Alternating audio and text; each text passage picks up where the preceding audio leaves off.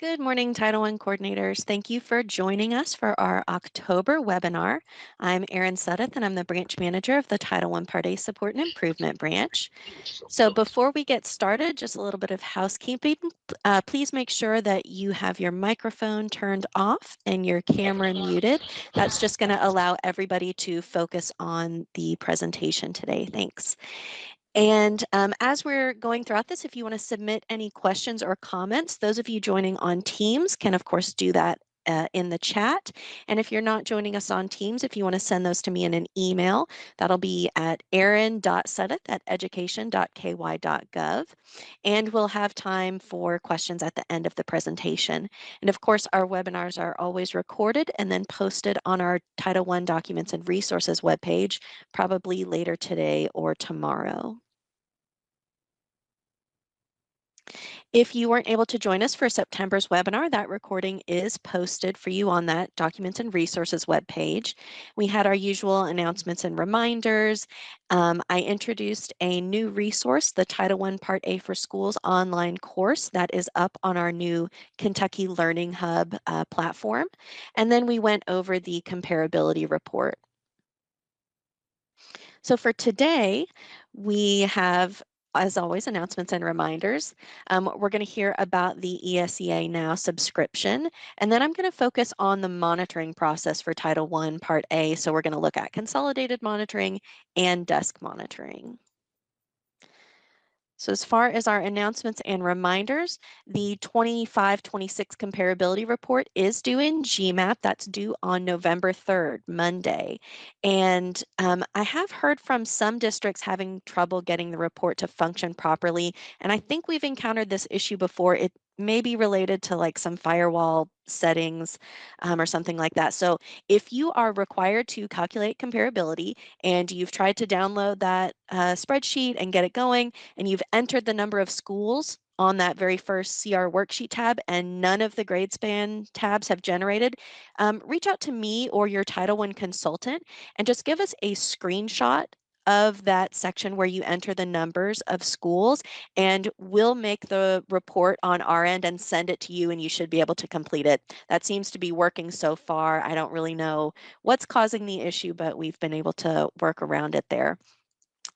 And our other announcement is that registration is open for the 2026 National ESEA Conference. That is February 10th through the 12th. It's going to be in Denver, Colorado this year, and you can attend in person or virtually. So they have different keynotes and over 100 sessions that align with this year's theme, which is cultivating communities for student success. And reasonable and necessary costs that are associated with program-related professional development are an allowable use of Title I funds. So kind of like I said, just like any Title I expense, these costs need to be reasonable, necessary, and allocable. So for example, Title I funds shouldn't be used to pay for first-class plane tickets and super fancy hotel suites when standard tickets and standard rooms are readily available. Let's take a look at our table for our 310M funds and the spend down. And this is just to help ensure that you meet the requirement to have at least 85% of these obligated by September 30th of 2026. So that may seem like a really long time from now, but don't let it sneak up on you. We know that time flies. And remember, these percentages are not required by ESSA. This is just kind of dividing it out over those first 15 months of the allocation. Comes out to about 5.5% obligated each month. So by the end of October, should be around 22-23% obligated. If you're significantly below that, then you want to make sure that you're checking in with your finance officer and making sure that everything's on track to meet those carryover requirements. It's okay if you're a little bit more than that. You just want to make sure that you have 85% obligated by the end of next September. You also want to make sure you're checking in with your finance officer regarding any of our open projects. Right now, there are 3 open projects. So we've got in GMAP, it's going to be FY24, FY25, and of course, FY26. And we don't have any fast approaching deadlines on those. And if you didn't check out our October newsletter, that's also available on our webpage. So we had some articles about just the different types of technical support that are available from KDE regarding Title I Part A. Of course, a reminder about comparability, information on unlocking the power of professional learning. We also had an announcement about consolidated monitoring, and you'll hear more about that shortly. Our principal's perspective article was about sharing student progress with parents, and then we had our usual recurring articles about those open projects and the coordinator's year at a glance. So just a reminder, if you or anybody else in the district are not currently receiving those newsletter emails, just let me know and I'll get you added to the subscriber list. For our suggested tasks for October, we want to make sure that the annual Title I meeting has been conducted at each Title I school and that you've saved the appropriate documentation of those meetings. So invitations, sign-in sheets, meeting agendas, meeting minutes, maybe the information shared with the attendees, like if you did a PowerPoint or something. Of course, you're calculating comparability based on that October data and submitting that in GMAP, and then initiating the planning process for CDIPs and CSIPs if applicable. All right, so now getting on to today's information. First, we have Ryan from LRP Media Group, and he is going to share some information about ESEA Now, which of course is something that we have been providing a subscription to all districts for several years now. Good morning, everyone, and thank you for that introduction, Erin. Is it okay if I share my screen really quick? Okay, thank you very much. I'm going to just hop right over to the website, and we're going to just kind of briefly talk about it, what you have access to, and go over just some kind of really cool databases that I kind of spend a lot of my energy inside of, or just kind of point out really quick. So everyone here, you do have access, and thank you to Kentucky Department of Education for providing that at no cost to us. If you do not know what your group's login is, if you're not sure if you're set up, maybe perhaps your predecessor set this up and you kind of took over the role, just give us a call, shoot me an email. I'm going to put my contact information inside so we can get you guys set up. The majority of districts are set up. There are a few outstanding ones. So if you're not sure, or if you want to update your users list, just let us know. I put my information inside the Teams chat box. You can directly reach out to me or give me a call or even call us at the help desk. And again, it's available to all districts in the state of Kentucky at no costs. And your full-time faculty and staff members of your respective district, they're allowed to have access too. So if you are when we're kind of going through this, if you think maybe another like grants writer or principal or superintendent or any other staff members that deal with a lot of issues revolving around Title I, they can have access as well. Again, if you don't know your login or if you want to set up your own group training or anything like that, shoot me an email, give me a call, and so forth. But ESEAnow.com is the online go-to resource when we're faced with Title I challenges that we want to make sure that we're running a compliant and regulatory program. Our law experts and editors and journalists have developed this online tool that we turn to stay regulatory, update it, and we kind of, when we're faced with those challenges of figuring out when we can use our funds, this is why we kind of turn to ESEA Now to get those questions answered and really break down those complexities when it revolves around questions around Title I usage. This helps me kind of build my professional development as well as kind of direct my building level staff when we're having questions coming up and so forth. But when we first log in, what I kind of want to, I would say, like kind of point out or kind of spend a little bit energy inside of, you definitely want to check out the What's New box as soon as you log in. Think of it like your detailed, like daily newspaper. This is always going to show you the most recent articles or stories or maybe perhaps breaking news out of Washington. So think of What's New like your newspaper. Our editors and law experts behind the website are updating this like every single day. So it's great to log in to check out those articles. But if you scroll a little bit further down, Kentucky is what we call one of our statewide subscribers. So this is just a quick and fast and unique way that's devoted to Kentucky that you can find information specific to your state that's been developed on the website very quickly here. So we can just kind of break it down. I can kind of get zoned into Kentucky information. I don't kind of have to kind of figure it out where it is on the website. It kind of just lets me kind of filter out the website a little bit faster and easier. Some people like to go there. If you ever want to get back to the home page, you can just click the back arrow of your browser. Works like any other website. I do click the logo at the very top to always get me back to home. But another place that I would say take a look at, my top favorite is this Tools You Can Use box. Really a lot of great kind of article series or features that the website kind of breaks down. Like, for instance, the Can You Pay For article series. That's one of my top favorites where I get a lot of my answers from, where it's going to really break down those actual examples of uses of our funds. Just like Erin said, when it has to be necessary, reasonable, and allocable, we might have further questions besides maybe that conference or so forth. There may be some other things that we kind of want to maybe break down or understand if we can use. Like, for an example, can Title I pay for a mother-daughter makeover day? This is giving us our FAST guidance, again, broken down by our law experts with cited information of those languages of the law, the federal codes, or maybe perhaps a ed policy letter that's helping us really kind of get that argumentative purpose that I know I can be efficient and effective directing my building level staff. I can get that fast guidance, that practical advice that I'm seeking from our law experts. So Can You Pay For? Definitely one of my favorite ones to use. But there are a few other favorites, like maybe perhaps sometimes you're going to put together your own professional development day and you want to have an activity. A lot of these articles can do that for you, or there's a whole section of crossword and word search puzzles already done for us.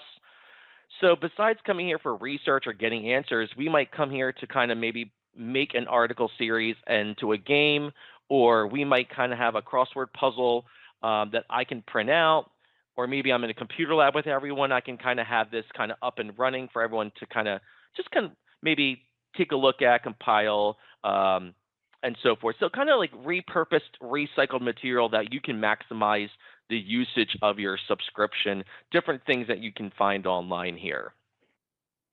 And if you are new to the website, I would definitely check out the ESEA Now features link.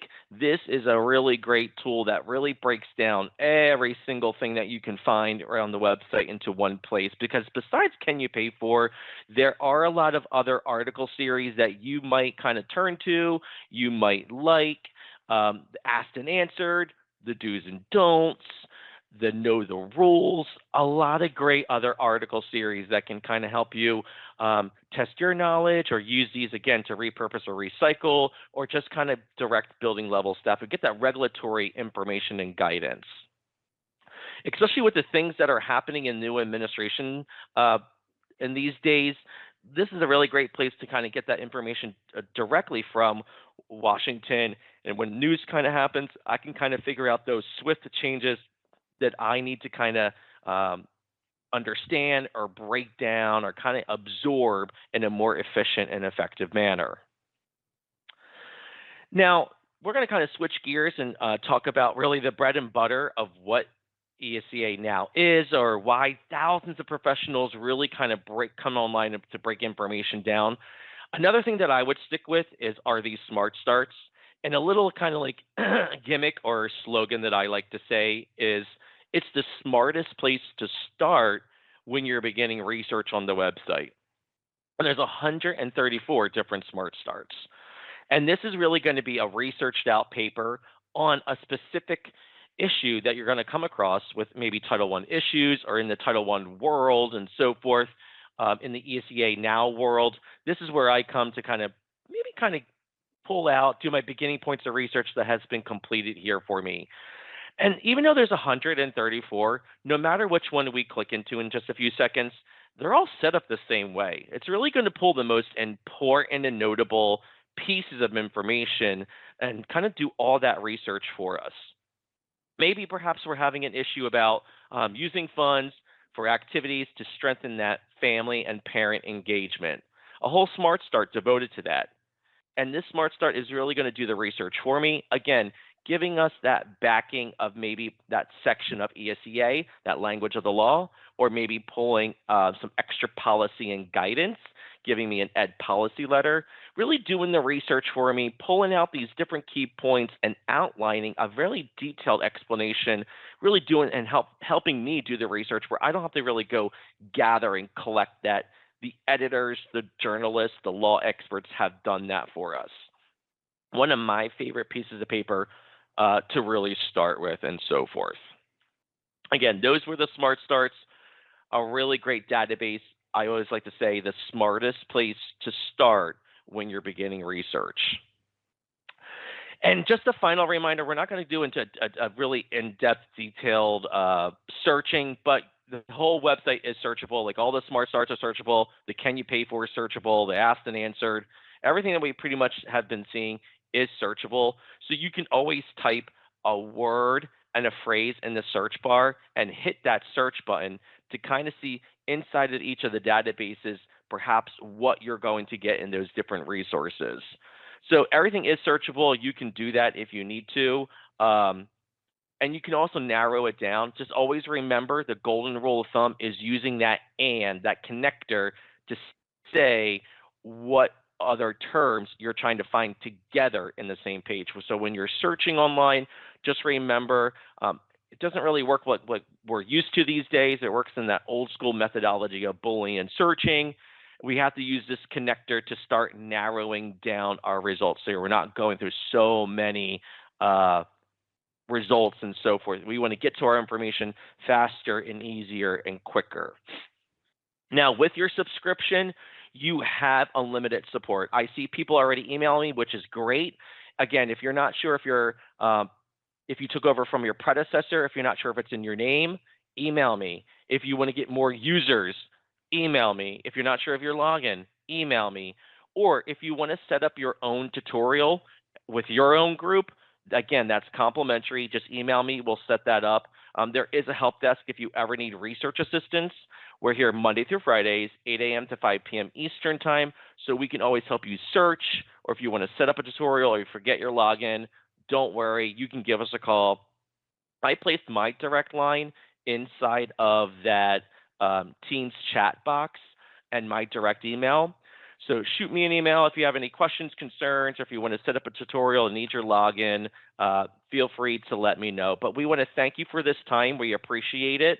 I hope everyone has a great Halloween coming up and a good weekend. And thank you so much for your time today. Thanks, Ryan. So I'll send out, once the webinar is recorded and posted, I'll send out another email to everybody just letting them know this is now available. And I'll also provide Ryan's contact information and some of the information about how you can access this. So for our districts who've never taken advantage of this, there's a license agreement that you need to fill out. And then there's a spreadsheet with a staff access list, and you can list all of the staff that you want to receive access to this publication. All right. So moving on to talk about Title I Part A program monitoring. So uniform grant guidance requires pass-through entities such as KDE to monitor districts' program implementation. And in Kentucky, we monitor Title I Part A through statewide consolidated monitoring and desk monitoring. So monitoring helps ensure effectiveness and compliance at all levels. And if you guys are not compliant, then we're not compliant. We want everybody to be compliant. We select our districts for monitoring based on a risk assessment tool, and that's also required under uniform grant guidance. And there are a lot of different factors in the risk tool, but a few examples are the size of your award, the amount of time since your last monitoring visit, and coordinator years of experience. Now, I know that some people think that, if you reach out to KDE and you ask a question that you get put on a list for monitoring, and that could not be further from the truth. Providing you with support and technical assistance to ensure that you have compliant and effective programs. That's our main purpose as Title I consultants. We want you to ask questions when you need clarification. I promise we're not putting you on a list for monitoring. So when we monitor, we are looking for several different things. And the first is alignment between the program being implemented and the approved application. We're also looking for compliance with statutory and regulatory requirements. And then finally, we do look for best practices that can be encouraged, highlighted, and potentially shared with other districts. So let's take a closer look at each type of Title I Part A monitoring. The first is our consolidated monitoring, and this provides districts an opportunity to review state and federal programs with an eye toward effective implementation and collaboration. Multiple programs participate in this process, and kind of the idea behind this when it started was instead of having all of these different programs across KDE contacting the district throughout the year, showing up at different times throughout the year, we would try to combine them, show up at one time so we're not having as much disruption throughout the entire year for the district and the schools. We select 10 districts each year to participate in this process. And consolidated monitoring involves both uploading some documentation for KDE to review and on-site interviews with KDE staff. So for school year 25-26, our participating programs in this process are alternative education. McKinney-Vento is joining us this year. Preschool services, and then we see all of our title programs there, Title 1A, neglected, Title I Part D, Title II Part A, Title III, Title IV Part A, Title V Part B, and then federal procurement. So some of those, like Title I Part A and federal procurement, they apply to all districts. Everybody has those. And then some of our other programs, of course, that's only going to apply if you receive funds from those specific grants. Kind of a consolidated monitoring timeline, sort of a high level overview here. Districts receive notification of their selection for consolidated monitoring in early October.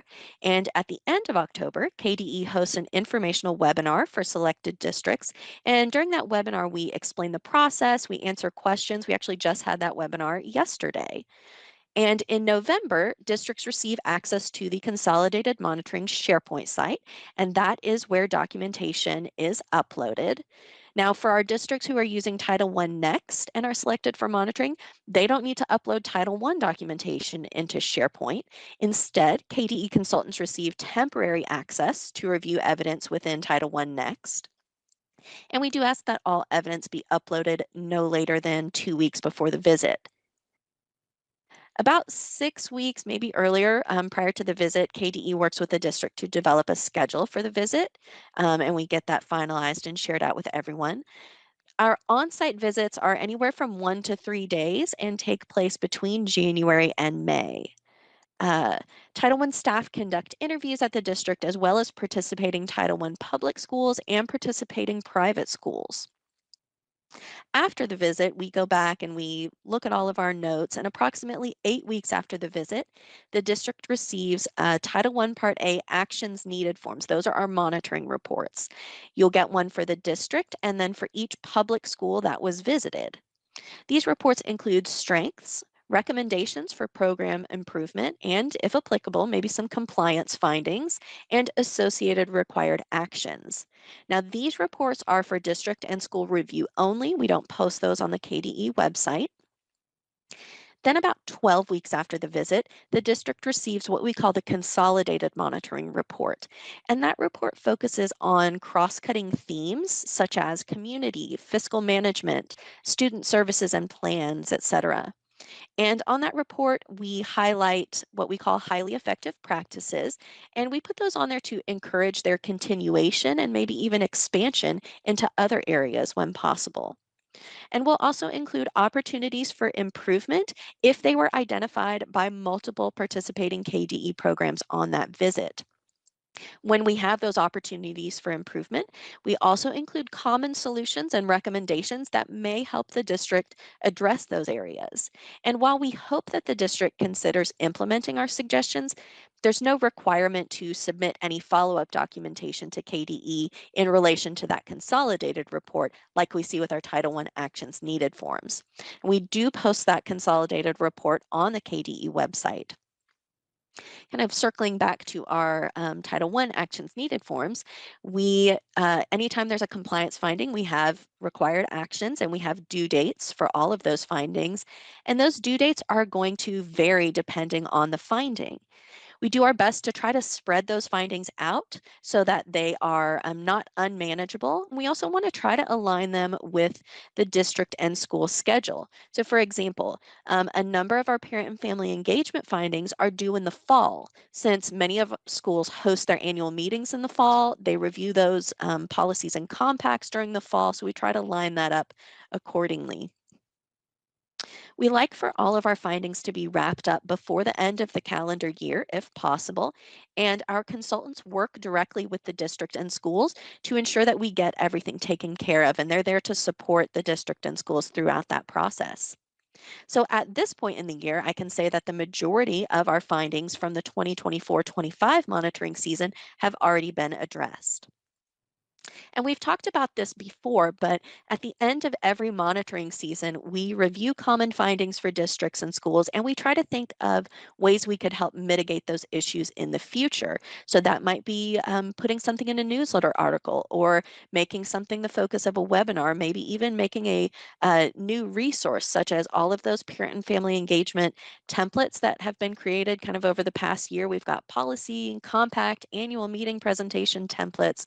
All of that is a result of monitoring and us trying to support everybody. I mentioned before that consolidated monitoring includes the review of evidence beforehand, as well as those on-site interviews at both the district and school levels. And during that process, our staff use monitoring checklists to help guide us through the process and ensure that we've got program compliance in all applicable areas. We do keep our checklist posted on our webpage year-round, and we encourage districts and schools to review them to see what types of evidence either must be saved or should be saved to best demonstrate compliance. You can also use those checklists as sort of a self-assessment of program compliance, even if you're not selected for monitoring. So the idea there is if you're familiar with that, you're looking at that and you know what to save, when you find out, oh, I've been selected for monitoring, you should kind of already have all that stuff ready to go. And it's just a simple matter of maybe moving it from your storage system to SharePoint. In addition to our monitoring checklist, we have a couple other resources to support districts selected for monitoring and just for saving documentation in general. So we have a documentation training webinar in PowerPoint, and that's just designed to help you understand the different types of documentation that we're looking for, what makes a piece of evidence an effective demonstration of compliance versus ineffective. During the 24-25 monitoring season, we introduced a principals monitoring preparation webinar just to help prepare principals for the monitoring process. We know that they don't typically participate in these calls, so they're not as familiar with what to expect. And then finally, we have that new Title I Part A for Schools online course that I introduced to you last month. That does contain a module related to effective program documentation, and that's going to just further help prepare principals and school level staff for the monitoring process. So the districts listed on the screen were notified of their selection for consolidated monitoring at the beginning of October, and I mentioned they participated in that informational webinar yesterday. So we have Bath, Beechwood, Callaway, Edmondson, Harrison, Magoffin, Marion, Marshall, Spencer, and Newport. Those will all be our districts that we are visiting this school year.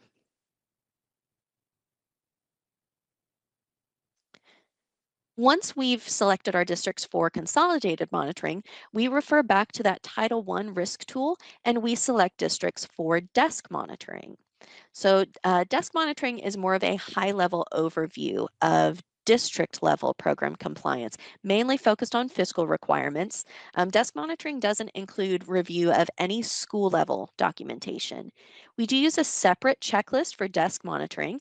And if you were to compare the district consolidated checklist to the desk monitoring checklist, you'll notice that it is significantly shorter. The desk monitoring checklist actually only has 9 indicators total.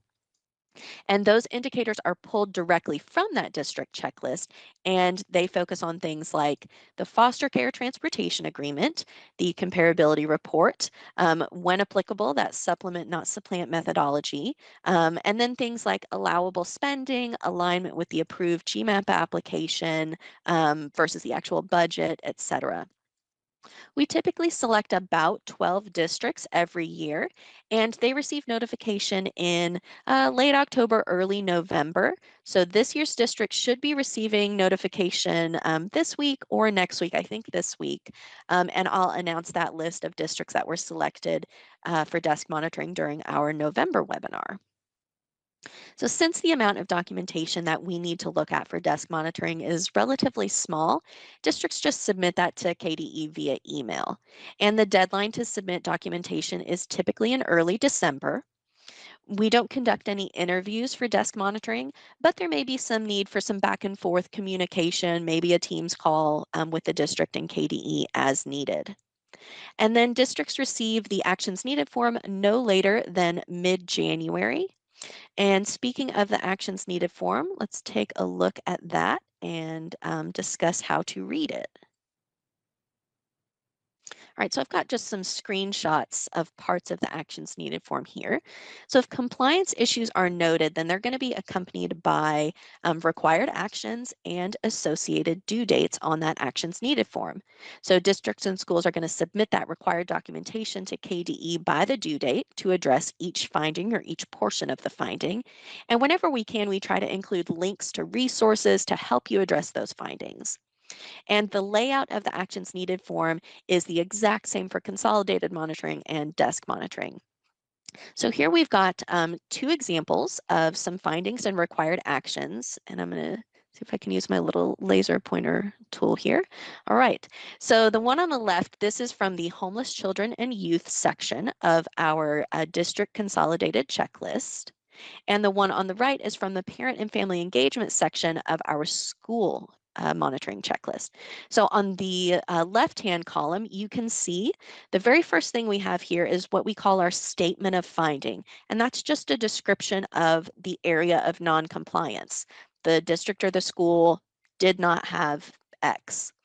Then below that, you're going to see some additional details about what was observed or maybe not observed by the KDE consultant, both in the interviews as well as in the evidence review, and that's what resulted in that finding. Then at the bottom of that column, you see a legal citation accompanying that finding. Now, in the right-hand column, that is where we have the actions that are required to address the finding. Now, some of our findings have only one required action. Others may have multiple parts. So first, we have a description of what the district or school needs to do. And then we've got a short statement about exactly what needs to be submitted to KDE and whom it should be submitted to. So we've got like a link to their email address there and that due date. And we put that part in bold to just really help that stand out. And as you work to address findings, your consultant is going to go in and update this actions needed form. So they're going to go, let's say right here after this bold line, they're going to put some red text that says what the district or school submitted, when they submitted it, and then just a verification that this finding or maybe this portion of the finding has been satisfied. So it's important for you to carefully review these forms and reach out to the assigned KDE consultant with any questions. Something that I'm planning on doing this year for our consolidated monitoring districts is just providing them with a spreadsheet with all of the required actions and due dates, just as a quick reference tool that you may find helpful. It's what I use to track the progress in addressing all of the findings for all 10 districts throughout the season. And I find it really helpful to have everything there on one document, and then I can go in and I can rearrange that, filter things out for a specific school. Maybe I can arrange things based on their due date and put the closest due date and the furthest due date, things like that.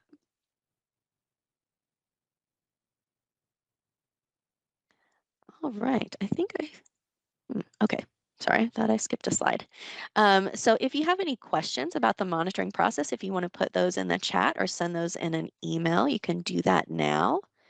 And we'll go ahead and kind of talk about our upcoming webinar. So our next webinar is going to be on Thursday, November 20th at 10 a.m., of course. And then we only have one more webinar for 2025 after that.